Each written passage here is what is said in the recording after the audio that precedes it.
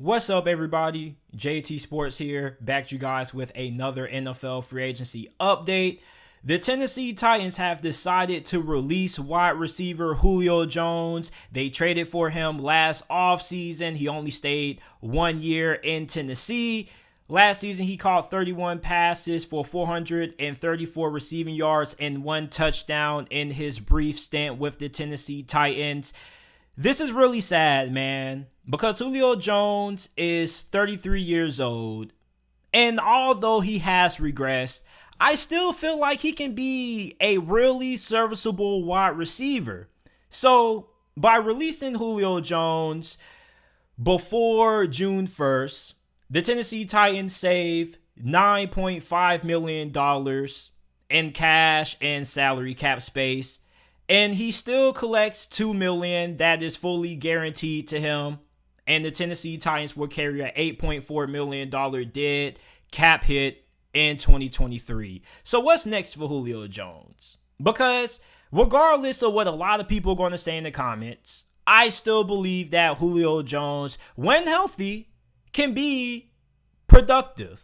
And that's the key thing when it comes to Julio Jones is health, because at his age, he's 33 years old. He has been unable to really stay healthy. So if any team is going to sign Julio Jones, they can't sign Julio Jones to be their primary wide receiver. He has to take a step back and he has to be their second wide receiver. And the reason why is because, if you sign Julio Jones to be your wide receiver one, you're setting yourself up to fail, because by signing Julio Jones to be your primary and number one option, you're going to have to rely on him to stay healthy. And at this stage of his career, you simply can't do that. Like, if you sign Julio Jones, you have to understand, and you're basically telling yourself that, hey, Julio Jones is getting up there in age, still really good wide receiver. However, he can't stay healthy. So by us signing him, we understand that he's probably going to miss a couple of games. Okay, that's just the reality that you have to tell yourself if you are a team that's interested in Julio Jones, that, hey, we're going to sign him, but we understand that he's going to miss a couple of games. We understand that he's probably not going to play throughout the whole season. However, he can still be really critical to you winning a championship and you having a run in the postseason. So I think that there are 5 teams that should sign Julio Jones. Now, the first team that I think should sign Julio Jones is obviously the New England Patriots. Now, we know that New England needs some more assistance in the wide receiver room. I don't want to say that their wide receiver core absolutely sucks, because I do like Jacoby Myers. I do like Kendrick Bourne. However, I do think that they could benefit by drafting a young wide receiver and signing Julio Jones. So by signing Julio Jones and drafting wide receiver, Julio Jones is a veteran who can, coach up some of the younger wide receivers on that roster, teach them the ropes. And Julio Jones did the similar thing with Calvin Ridley, was teaching Calvin Ridley the ropes and stuff like that, kind of took him underneath his wing.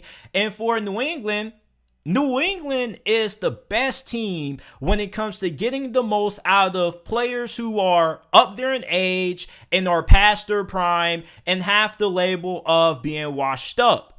Like, how many times have we seen New England take players that are up there in age, past their prime, considered by most people in the NFL world to be washed up? They bring them in and they end up reviving their careers. And I think if you're Julio Jones, I think you have to look at New England as a real option. Because if you're trying to get the most out of the last couple of seasons that you have left, no team and no franchise is better than getting the last remaining juice that you have left than New England. So you look at New England, you got Mac Jones there, you got a promising young quarterback, you got Bill Belichick. Julio Jones would be a good fit with New England.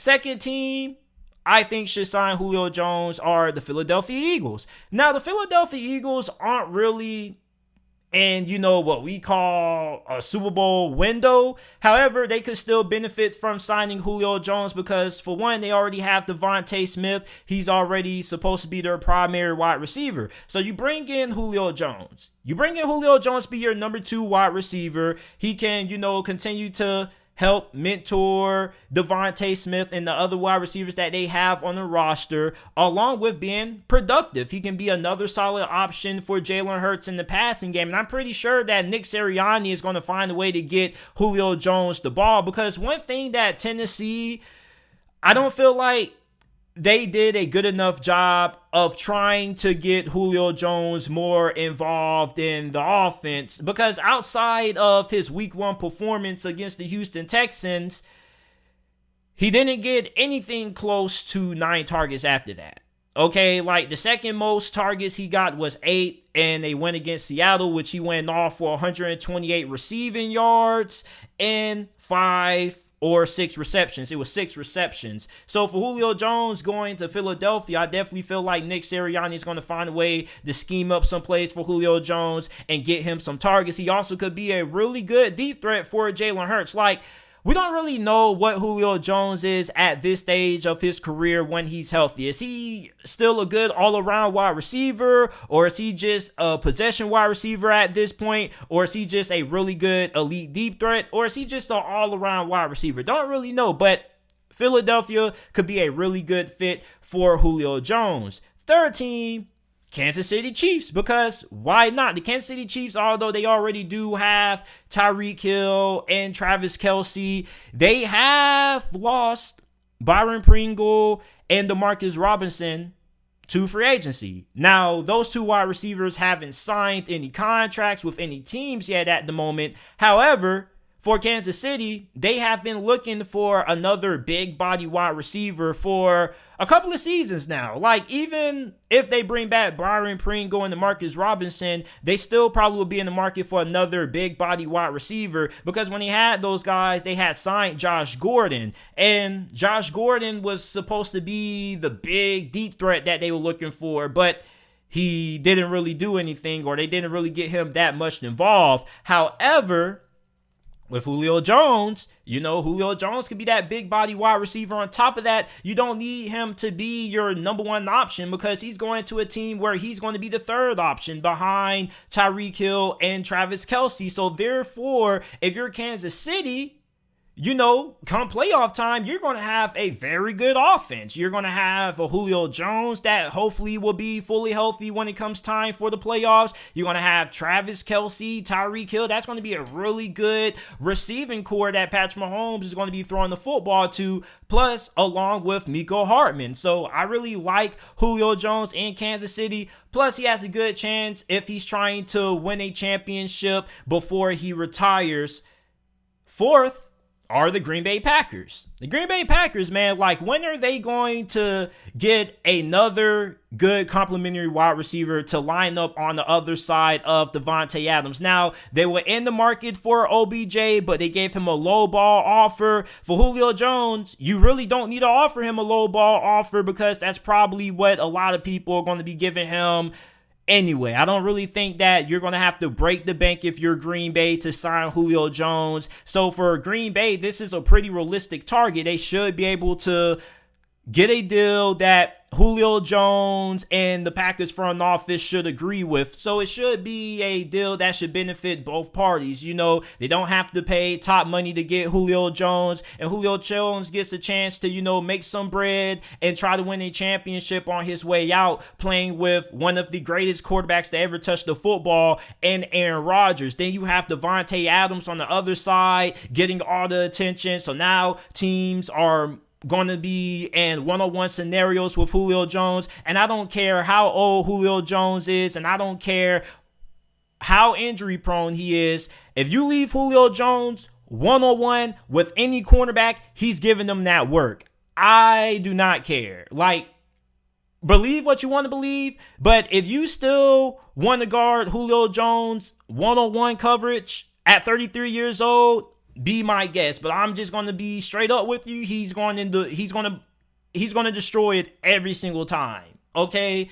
So I think Green Bay will be a really good fit. And the last team that I think should sign Julio Jones are the Dallas Cowboys. Now, the Dallas Cowboys recently traded away Amari Cooper And I'm pretty sure Dallas didn't want to trade Amari Cooper. It was kind of something that they had to do if they wanted to sign or re-sign some of the other players that they had on their roster. It kind of was a situation where Dallas had to choose needs over luxuries. And the luxury was Amari Cooper. So they had to get rid of him so they could bring back some of the needs that they had on their team, such as linebacker and in the secondary. So for Julio Jones going to the Dallas Cowboys, you know, he's going to be a cheap option, way cheaper than Amari Cooper was, and he's not going to demand a huge deal. So you bring him in, and he's going to be playing alongside Michael Gallup, CeeDee Lamb. That's going to be a really good offense, and you still get to keep 3 really talented wide receivers. And if Julio Jones does get hurt, you still do have CeeDee Lamb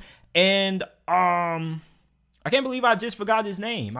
Michael Gallup. So even if Julio Jones gets injured for a couple of games, you still do have CeeDee Lamb and Michael Gallup and, you know, a good tight end group to fall back on if that happens and if he does miss time. But this is my thoughts on the Tennessee Titans releasing Julio Jones and the 5 teams that I think should sign him. So you guys let me know some other teams you guys also think should be in the market for trying to sign Julio Jones. And what are your thoughts on Julio Jones, where he's at in his stage of his career? Do you guys still think that Julio Jones is worth being signed, or do you guys think that teams should just leave Julio Jones alone and that he's done? Make sure that you guys like the video, subscribe to the channel, and turn on post notifications so you don't miss when I upload more breaking NFL free agency content.